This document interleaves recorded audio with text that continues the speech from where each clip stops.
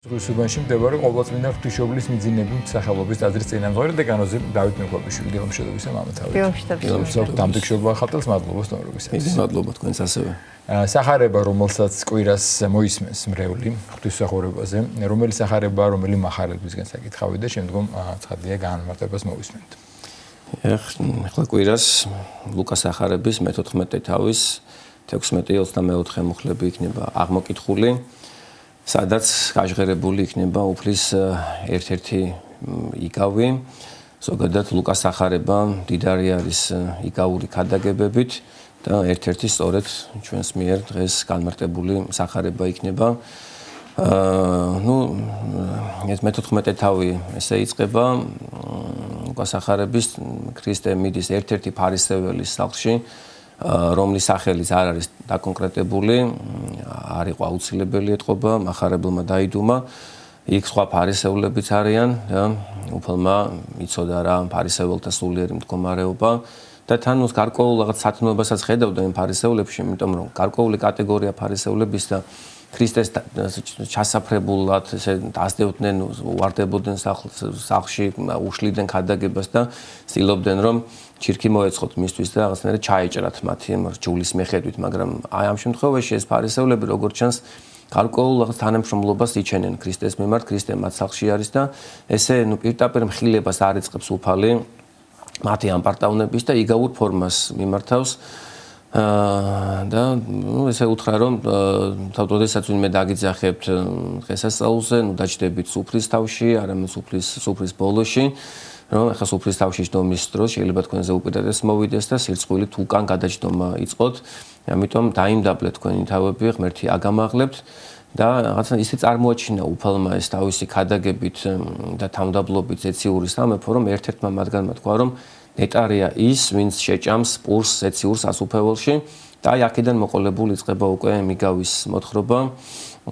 უფალმა თქვა რომ ერთ-ერთმა კაცმა გამართა დიდი წვეულება და დაუძახა ჩინებულ ადამიანებს, რომ ედღესასწაულად აი ამ ნადიმში, ამ ქორწილში.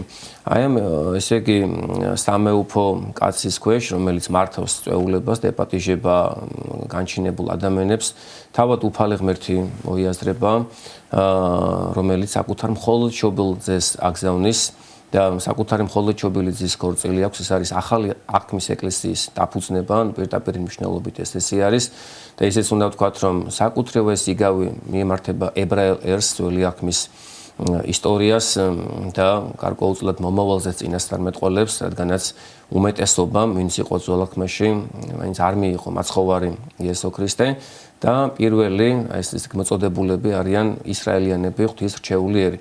ისიც უნდა ვთქვათ, რომ ძალიან ხშირად ისმის ესეთი შეკითხვა, რატომ იყვნენ ებრაელები ღვთის რჩეული ერი და სხვები რატომ არ იყვნენ?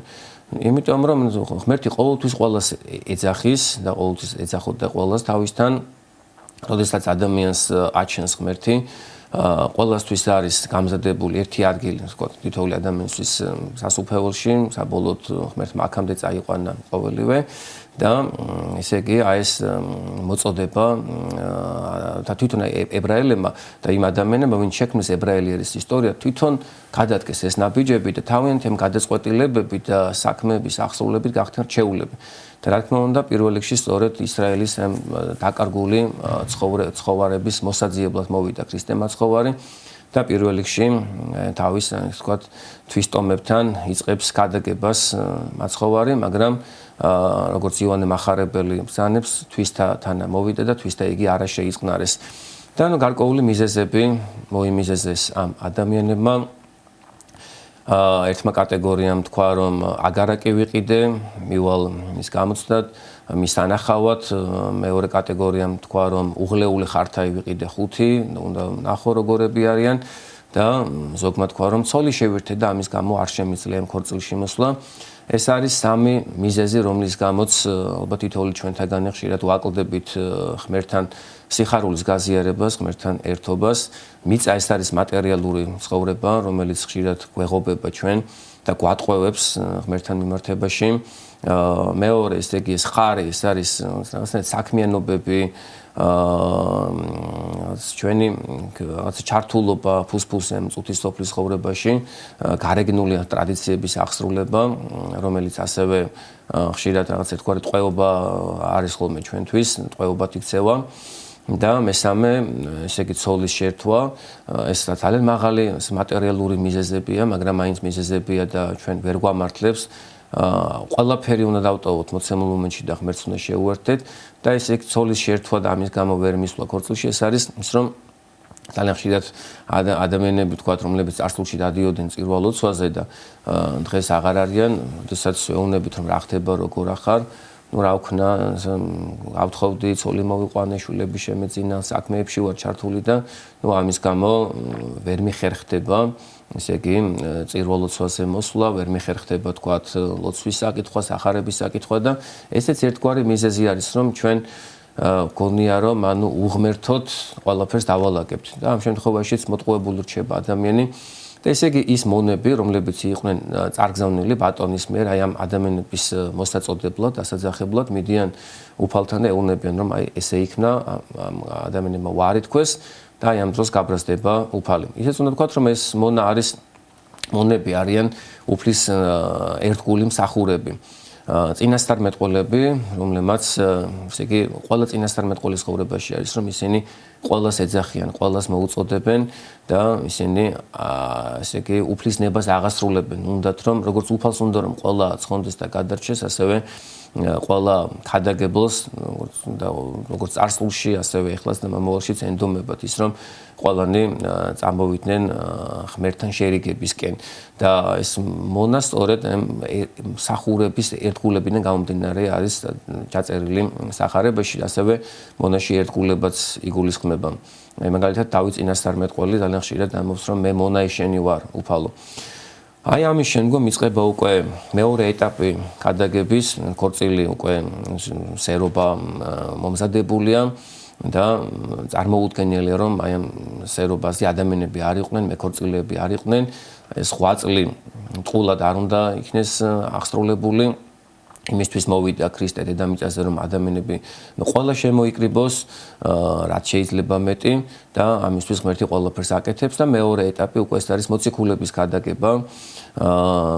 მოციქულებმა მართლაც მთელი კაცობრიობა მოვლეს, როგორც ფსალმოში იყო წინასწარმეტყველება მათზე, ყოველსა ქვეყანასა განხთა ხმამათი და კიდეთა სოფლისეთა სიტყვანი მათნი და აი ამ შემთხვევაშიც რა თქმა უნდა გარკვეულწილად შეივსო ისე იგი ეკლესიის რაოდენობა, ადამიანები მივიდნენ ახალი არქმის ეკლესიაში, იქ იყვნენ ესე არის წარმოჩენილი მეორე ეტაპის ესე იგი აი ბადის გადაგდება, ბადეში უნდა მოხვედრილი იყვნენ კოჭლები, ბრმები, უმეცარნი და რეალურად წარმართები ჩვენ სწორედ კოჭლები ვიყავით, ვერ დავდიოდით ღვთისგზაზე, ბრმები ვიყავით, ღმერთს ვერ ხედავდით.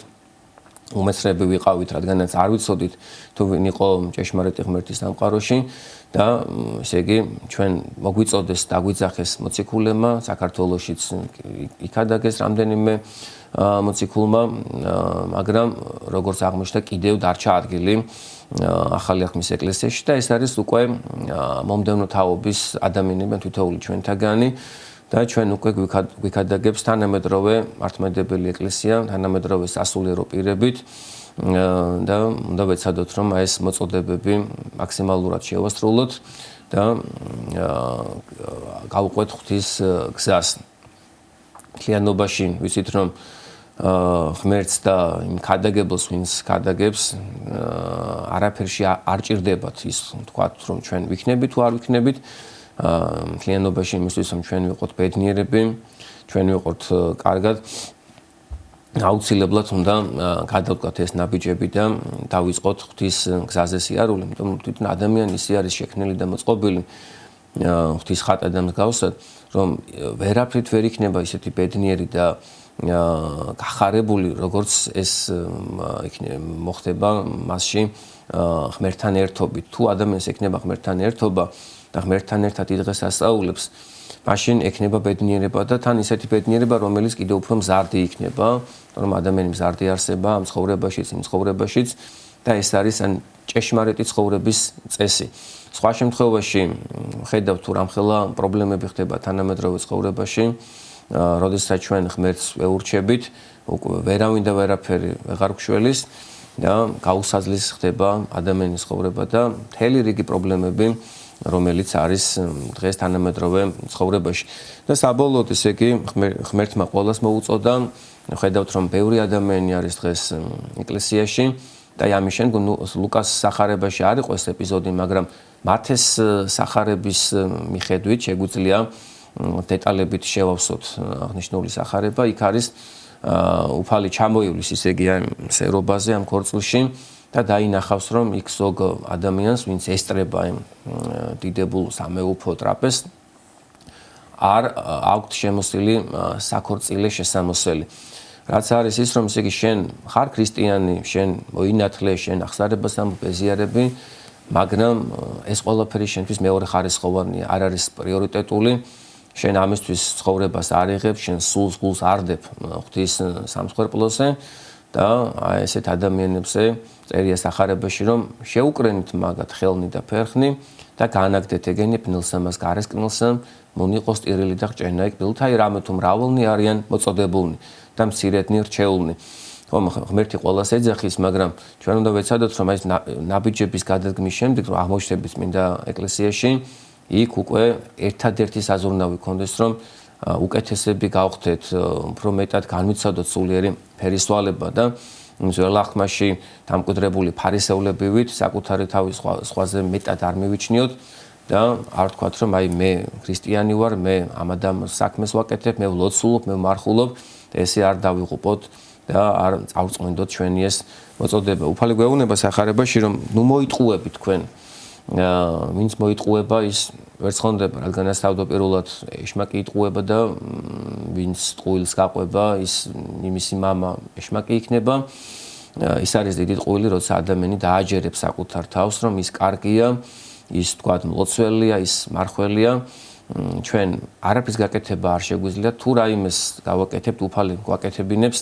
მათეს სახარებაში არის საყოველთაო განკითხვის სურათი მოცემული, სადაც მართალი ადამიანები ამბობენ იმას, რომ ღვთის წინაშე, რომ ჩვენ არასდროს კეთილი საქმეები არ გაგვიკეთებია და ჩვენ უნდა მივემსგავსოთ ამ მართლებს, ხოლო ცოდვილი ადამიანები, ზოგადად ცოდვილი ადამიანები, ესე უწოდებთ არაცხონებაც, მოდი ესე ვთქვათ, ამბობენ, რომ ჩვენ არასდროს სუდი არ გაგვიკეთებიან, როდის გიხილეთ ჩვენ უფალო მშიერი და არ მოგეცით საჭმელი, წყურვალი და წყალი არ დაგალევინეთ და ასე შემდეგ. სამწუხაროდ არის დღევანდელ საზოგადოებაში ესეთი სულიერი მდგომარეობა და ძალიან ხშირად პირადად ჩვენშიც, ალბათ ყველაზე მეტად ჩვენში, ჩვენ თავებში უნდა ვთქვათ ახსარება და წარმოვაჩინოთ სინანული, რომ გონია რომ რაღაცას ვაკეთებთ. ვერაფერს ვერ ვაკეთებთ, კი ვქადაგებთ, რომ თქვათ ესე არის სწორი და ყველაფერი დავტოვოთ და ქრისტეს გავუყვეთ, აგერ მდიდარი ჭაბუკის ეპიზოდი იყო წინა საკვირაო სახარებაში მოცემული, სადაც მდიდარი ჭაბუკი სათესასუფლოს ეძებდა, ქრისტეს ყველამცნებას ასრულებდა, მაგრამ როდესაც მიდგა ჯერი მისი სიმდიდრის დატოვებაზე და ქრისტეს გაყოლაზე, ის დამწუხდა.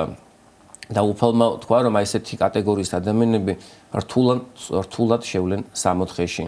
აკლემი უფრო მარტივად გაძრება ნემსის ყუნჩი და დიდი საბელის თოკი ნემსის ყუნჩი, ვიდრე მდიდარი შევა სასუფეველში. სახარებაში იქ არ არის მოცემული ამ მდიდარმა ადამიანმა მართლა გაყიდა თუ არა ის ქონება და მე შეულგა თუ არა ქრისტეს, მაგრამ ის რომ ის დაფიქრდა, მე დავტოვო თუ არა ყველაფერი ქრისტესთვის, რომ აი ეს არის ისე იგი ძალიან სამწუხარო უფალს ხიარულებით მისაცემელი უყვარს. ჩვენ როგორ უნდა დავტოვოთ ყველაფერი და როგორ უნდა გავუყვეთ ქრისტეს. აი რაღაც მცირედი ჟამი გვაქვს გამოყოფილი ჩვენ ცხოვრებაში, რასაც უძღვნით ლოცვას და ღვთისმსახურებას და აი ამ დროს უნდა ვეცადოთ, რომ აი გონება გაფანტულობას არ მივეცეთ. ღვთის საქმე გულმოდგინებით გავაკეთოთ. აი ასეთ შემთხვევაში ესე იგი ჩვენ აღმოჩნდებით სახარების სიტყვების შემსრულებლები. რა თქმა უნდა, ეს არის მთელი ცხოვრების დატოვება და მოწამეობა თანამედროვე ცხოვრებაში, მაგრამ სხვა გადარჩენის გზა არ არსებობს. ეხლა ლოცულობდე და სხვა რამეზე ფიქრობდე, სახარებას კითხულობდე და საერთოდ ვერ ხვდებოდე იქ რა წერია, ეზიარებოდე და შენ რაღაც დონეზე ვერ ეხებოდე ქრისტეს და ქრისტე ვერ ეხებოდე შენს გულს, ესე იგი შენ ჯერ არ დაგიწყია. რომ დაიწყებ, მე არასდროს არ მთავრდება ქრისტიანული ცხოვრება, მაგრამ თავარია რომ დაიწყო და და აი ეს გამოცდილება მოიპოვა, რომ გამოცდილებასაც ჩვენს ხელის გულზე გვიდებენ წინა საუკუნის და თანამედროვე თუნდაც ქრისტიანები, რომლებიც პირადი ცხოვრების წესით ქადაგებენ და გვიქადაგებენ ჩვენ ქრისტე მაცხოვარს. მთლიანობაში რომ ვკითხულობ ჩვენ სახარებას, რაღაცა გვიჩნდება ისეთი განცდა, რომ ჩვენ ვერაფერს ვერ ვაკეთებთ და ყველაზე მეტად რაც გადაგვარჩენს არის სინანული და თავმდაბლობა, როგორც ვთქვით, რომ ჩვენ მართლა არაფერს გაკეთება არ შეგვიძლია და აი ამ სინანულით ჩვენ უფრო მეტი პოტენციალი გვექნება, რომ ნაბიჯები გადავდგათ ქრისტესკენ, სწორედაც პირველი სიტყვა ქრისტეს სამქადაგებლო მოღვაწეობაზე გამოსვლის დროს იყო შემდეგი: შეინანეთ რამე თუ მოგიახლოვდა თქვენ ცათასასუფეველი, ესე იგი მაცხოვარი ჩვენი იესო ქრისტე და სწორედ სინანული მოგცემს თავმდაბლობას, რაც მე გაგვაძლიერებს წმენაში და აუცილებლად გაგვაძლიერებს იმ ღვაწლში, რომელიც გვირგვინს მოგვიტანს ადრე თუ გვიან. მამა დავით, სახარებიდან გამომდინარე თქვენ სახსენეთ, რომ აი ეს მომარეობა, როცა ადამიანი შეიძლება წლები იყოს, პირობითად აღსარებელი, მაზიარებელი, მრევლის წევრი, მაგრამ მაინც აი ამ ჩეულებში არ უნდადეს თვითონ ყოფნა, იმიტომ რომ მაცხოვარი ყველას მოუწოდებს ეს ტრაპეზი, ეს დიდი ნადიმი, განმარტებლების მიხედვით არის სწორედ მსახურება წირვა, როცა მიიღია და სჭამეთ ყოველ წირვაზე გოვნება, ხო, ღმერთი. მაგრამ ჩვენ წვევთ ხოლმე ჭამოთ თუ არ ჭამოთ ეს მინდა სისხლი და ხორცი, მივიდეთ თუ არა წირვაზე, ან მივიდეთ წირვაზე და აი სულ ერთი იყოს, რა თითქოს რაღაც ჩათვლა გვაქვს, თითქოს რაღაც ცხოვრების წესია, რომ აი ეს კვირა უნდა მივიდე. არა მოწოდება, არა საშუალება გადარჩენის, არა საშუალება ღმერთთან ურთიერთობის. თითქოს ნელთვილი დამოკიდებული, თულ დამოკიდებულებაზე ძოლახმაში საკმაოდ ძიმე სიტყვები ხვდება. რა მდგომარეობაა ეს და თან თითქოს ვიცით, მოვსაუბრობ იმაზე, ჩემი თავი დაწყებული, ვინც მოგვისმენია, განმარტებები მოგვისმენია. ვიცით რომ არ არის ღვთისმსახურება და ვერ ჩვენ წაგვადგება ვერაფერში. ანუ ისე უბრალოდ მექანიკური ლოცვა, უბრალოდ ჩამეთვალა რომ მივედი ახლა წირვაზე, თუ კვირას ვიცი რომ წირვა და ამიტომ მივდივარ. რა შეიძლება არაფრის მომცემი არ იყოს. რა მდგომარეობაა ეს, რომ ვიცით, მაგრამ მაინც არ ვაკეთებთ. ეს მდგომარეობა პირველ რიგში ყველა უნდა დავინახოთ საკუთარ თავში, ეს არის ახლა სხვისკენ მაინც ეს ახალს ვერ გავიშვერთ, ახლა ჩვენს გულში რა ხდება, ისევ ჩვენ ვიცით და ღმერთმა იცის და ჭეშმარიტი ქრისტიანი ის არის, ვინც არასდროს არ ეგუება მის მდგომარეობას. ახლა ვერასდროს არ კმაყოფილდება, არ ეგუება მის აი ამ ნელთბილ მდგომარეობას და არ კმაყოფილდება თავისი რაღაც ნიშნულით და ესეთი ესე იგი სიტყვა არის ბიბლიაში შურმან სახლისა შენისამან შემჭამა მე, აი ეს ღვთისმცნებების შესრულება, ის დუღარება, რომელიც ქონდა წმინდანებს, აი ეს უნდა გუჭამდეს და აი ეს უნდა გწყლავდეს ჩვენ ყოველდღიურად და გული უნდა გწყრებოდეს, რომ ეხა თუ კი წინა საუკუნეებში ეხა თუნდაც თანამედროვე ცხოვრებაში ბევრი იყვნენ და ბევრი არიან ადამიანები, რომელთაც რეალურად ნაყოფი აქვს სულიწმინდის, მე რატომ არ უნდა მქონდეს, ხო? ისე იგი ამისი გზა მოცემულია. ეცადე რომ გულმოდგინებით გააკეთო ეს ყველაფერი, შენთვის ეს არ იყოს მეორე ხარისხოვანი. ხო, აი ეს მიზეზები დღეს აი ამ საკვირაო სახარებაში რაც იყო ჩამოთვლილი, რომ აი თქვათ მე მიწა, მე რაღაც საქმეები, მე ოჯახის წევრები ყველაფრისთვის ძალია ღმერთის გარდა. ყველაფრისთვის ძალია. აი იქაც რომ მივდივართ, აი ციტატი ყველაფრისგან უნდა გავთავისუფლდეთ. აი ეს საქმეები რაც არის და ჩვენი თქვათ ოჯახის წევრები და ვალდებულებები რაც გვაქვს, თითოეული ადამიანი დღეს ამაში ვიმყოფებით, პრობლემები და ასე შემდეგ. ყოველივე ჩვენი ეს ზრუნვა უფალს უნდა მიუტევოთ. და მაშინ თანდათანობით ჩვენში შემოაღწევს ღვთის სიტყვები და ღვთის სიტყვების შედეგად ბუნებრივია ქრისტეს მადლი. ჩვენ ახლა ვემზადებით ქრისტეშობის დღესასწაულისთვის და მაქსიმალურად უნდა ვეცადოთ, რომ ისე იგი ლოცვით, მარხვით და თავმდაბლობით და სინანულით რაღაცნაირად გავისუფთავოთ ჩვენი გულები ამპარტავნებისაგან, მოხიბლულობისაგან და უნდა მოვემზადოთ ღვთისმწყინვალე ქრისტეშობის დღესასწაულისთვის. და აი ეს სიტყვები ყოველთვის უნდა გვახსოვდეს, როგორც თვალი გვეუბნება ბიბლიის არაერთ ადგილას და ყველაზე მკაფიოდ გამოცხადებაში, თქვენ ნუ იქნებით ნელთბილები, იყავით გულმხურვალეები, მდუღარეები, თუ იქნებით ნელთბილები, მაშინ თქვენი ამოთხევა მეგულებად ჩემი პირისაგან, ამოგანთხევთ ჩემი პირიდან და მდუღარება სარწმუნოებასა სწორედ ის არის, რომ აი შენ წირვიდან რომ გამოხვალ, არ უნდა თქვა რომ მე უკვე წირვაზე ვიყავი, ვეზიარე, თვითონ ეს რომ მე ვეზიარე, ეს ვერანაირ სარგებლობას ვერ მოგიტანს, თუ რეალურად არ ეზიარე და თუ ამ ზიარების შემდეგ შენ არ ცდილობ რომ აი მიღებულ მადლს კიდევ შეხმატო სხვა მადლი, რომელიც იქნება უკვე სახში აღსრულებული ლოცვა, გადაშლილი სახარება და იქ ძიება ქრისტესი, ხომ, ქრისტეს მცნებების პავლე მოციქული გვამცნებს ყველას რომ ამაოდ არ შეიწყნაროთ აი ეს მადლი, რომელიც არის მოცემული ვინათლებით, მირონი გვეცხება, ხშირად აღსარებას ვამბობთ, სინანულს გამოხატავთ, ზიარებით, მაგრამ მარტო ამით არ უნდა დაკმაყოფილდეთ.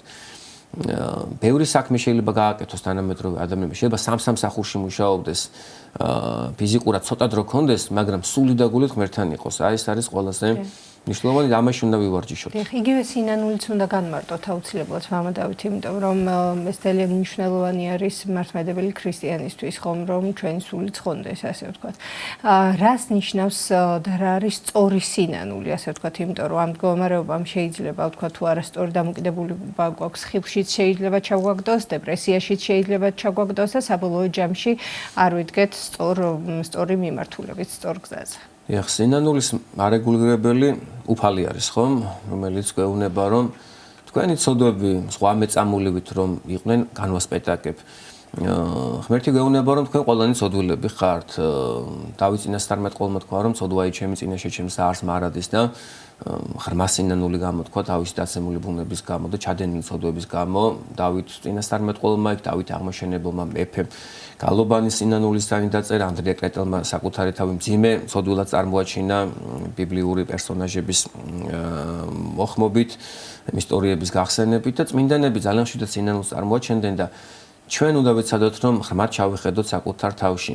ღმერთი კი არ უნდა ვეძებოთ სასწაულებში, რომ აი ის რაღაც მირონიდის ხატებს, იქ რაღაც ცეცხლი გადმოდის, თავისთავად ხდება ბევრი სასწაული სამყაროში და ყველაფერი სასწაულია, ჩვენ რომ ერთმანეთს ხედავთ, ჩვენ რომ სუნთქავთ, ჩვენ რომ ადამიანები ვართ, ყველაფერი სასწაულს უკავშირდება. ყველას დიდი სასწაული ეს არის სრემლი, ეს არის სინანული, ეს არის სულიერი ხედვა, რომელიც საკუთარ თავში გვახედებს და ხედავთ თუ სად ვართ ჩვენ და სად უნდა ვიდგეთ. ადამიანები ვართ, ქერუბიმ სერაფიმებზე აღმატებული მოწოდება გვაქვს ჩვენ ქრისტეს ვეზიარებით, როცა ქერუბიმ სერაფიმებს გული უთქვამთ ზიარებაზე, მათ ხორცი არ აქვთ და ვერ ეზიარებიან, მათთვის არ არის ზიარება, ჩვენ ვეზიარებით და გული უნდა წყდებოდეს, რომ ძალიან ბევრ დროს კარგავთ. გული უნდა წყდებოდეს იმაზე, რომ ვერ ვასრულებთ იმას, რასაც უნდა ვასრულებთ, აი ეს სიყვარულს, ღმერთთან მარადიულ ერთობას. რეალურად ჩვენ ამისთვის ვართ შექმნილები. ეს ამაუარის მიზეზების მოძიება, რომ რო არ მაქვს, უცლელი ვარ, ყველაფერს მოგცემს უფალი. პირველ რიგში თუ ამას გააკეთებ, პირველად ეძიეთ სათასასუფეველი და სიმართლე მისი და ყველაფერი მოგეცემა თქვენ. მაგრამ ძალიან ხშირად არის შემთხვევა, როცა ადამიანს სინანული და რწმენა არ აქვს შესაბამისობაში. ადამიანი ჩადის დანაშაულს, აქვს სინანული, როგორც იუდა ისკარიოტელს, მაგალითად, მან მიხვდა რომ არასწორი ჩაიდინა, მაგრამ ვერ გაიაზრა, რომ უფრო აღმატებული იყო ქრისტეს გულმოწყალება. ქრისტე მას აუცილებლად მისცემდა შენდობას და განკურნავდა ამ ანგარების დემონური წყლულისაგან. ძალიან ხშირად ჩვენ უიმედობაში და სასწრაფკუთილებაში ვარდებით და თანამედროვე ცხოვრება ამის ნათელი მაგალითი არის. ძალიან ბევრი, ასე ვთქვათ, საშუალება არის დღეს, რა თქმა უნდა, ღვთის კურნალობის გარდა, რომელიც, ასე ვთქვათ, რომელიცაც თანამედროვე დღეს მიდგომები ცდილობენ ჩვენ დაგვეხმარონ, ხო? მაგრამ ყველაფერი კარგია, მაგრამ ყველაზე მეტი და ყველაზე სრულყოფილი დახმარება ადამიანს ეძლევა მაშინ, როდესაც მას აქვს აი რაღაც სხრული, გეგმაზომიერი, ჩამოყალიბებული სინანული, რომლითაც ჯერავს, რომ ის არის ყველაზე მეტად სოდველი, მაგრამ იმდენად დიდი ღვთის გულმოწყალება, რომ ღმერთი მას ყოველივეს აპატიებს და ამის ნათელი მაგალითი არის ლუკას სახარებაში მოხსენებული კეთილგონიერი აუზაკი, რომელიც სინანულის შედეგად და აი მისი აღსარებლობის რწმენის შედეგად პირველი შევიდა 60-ში და იქიდან მერე უკვე სათასასუფეველში და ნუ მრავალი წმინდანი ყავს ჩვენ, რომლებმაც ესე იგი ღმერთზე მინდობილი სინანულით ჩამოირეცხეს სოდვები და გადააჭარბეს ყოველას მათი მადლით, აი თუნდაც წმინდა მარიამ მეგვიპტელი, რომელიც დიდი მარხვის მეხუთე კვირას განსაკუთრებით იხსენიება წმინდა ეკლესიაში. წმინდა იოანე მახარებელი ამბობს, რომ თუ ჩვენ ვიტყვით, რომ არ ვართ ცოდვილები, თუ ჩვენ ვიტყვით, რომ სხვებზე უკეთესები ვართ, თუ ჩვენ ამ პარტავნებაში ვიქნებით, ფარისეულობაში ვიქნებით, ეს იქნება უდიდესი ტყუილი, ეს იქნება უდიდესი სიცრუე. სამართლიანი ის იქნება, რომ ჩვენ ვაღიაროთ, რომ ყველაზე მეტად ცოდვილები ვართ და ვთქვათ, რომ სწორედაც იმისთვის გამოჩნდა ღმერთი დედამიწაზე, იმისთვის მიიღო ჩემებური თვე ადამიანობა, რომ მე გამხადოს უკეთესი. და როცა ისე ცხოვრობ, უკვე თამდაბლობით სიყვარულიც უფრო მეტად გაქვს და უფრო პოზიტიური წევრიც ხარ საზოგადოების. დიდი მადლობა. მამა დავით, უსუბანში მდებარე ყოვლადწმინდა ღვთისმშობლის მიძინების სახელობის ტაძრის წინამძღვარი დეკანოზი დავით მეკვაბიშვილი გვესაუბრებოდა.